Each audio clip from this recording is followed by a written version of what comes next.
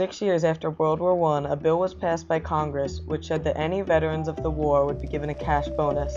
However, they were unable to get their money until 1945. When the Depression hit and money was tight, many of the veterans wanted to see if they could get their money early. In May of 1932, as many as 15,000 veterans made their way to Washington, D.C. in an attempt to force Congress to pass a bill which would give them their money immediately. They called themselves the Bonus Expeditionary Force, commonly shortened to the Bonus Army. The leader of the Bonus Army was 34-year-old Walter Waters, a former surgeon. He and the rest of his army set up a shantytown just southeast of Capitol Hill. Their army was ready to stay as long as they needed to. Waters is even quoted as saying, "We'll stay here until the bonus bill is passed, till 1945 if necessary." As June came, the Army began to see progress when the House of Representatives passed the Patman Bill. This would have given them their money and ended the feud.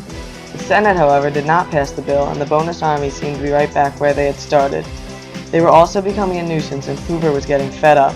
He knew he would have to rid the city of the veterans. One of the government's first attempts in forcing their leave was to offer free transportation home. The veterans had come from all corners of the country, and getting home would not be cheap. Thinking they had lost, about 25% accepted the offer. Although Hoover was making progress, many still remained.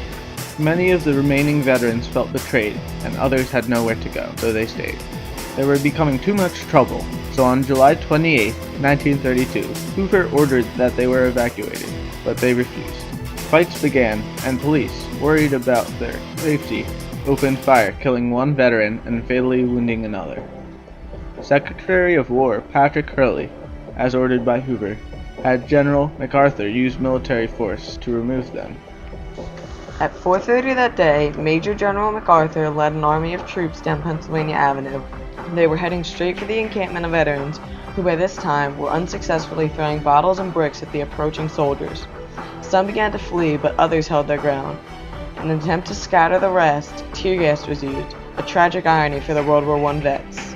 In a sign of victory, the camp was set on fire. The veterans, now demoralized, had lost.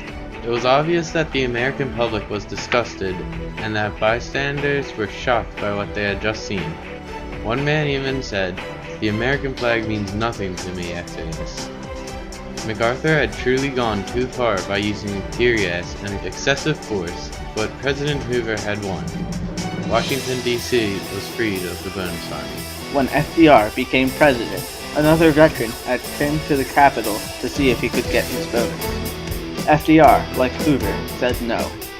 FDR, however, had created the CCC, or Civilian Conservation Corps, who supplied many of the veterans with jobs. Although it was not the bonus money they desired, jobs were still a generous gift.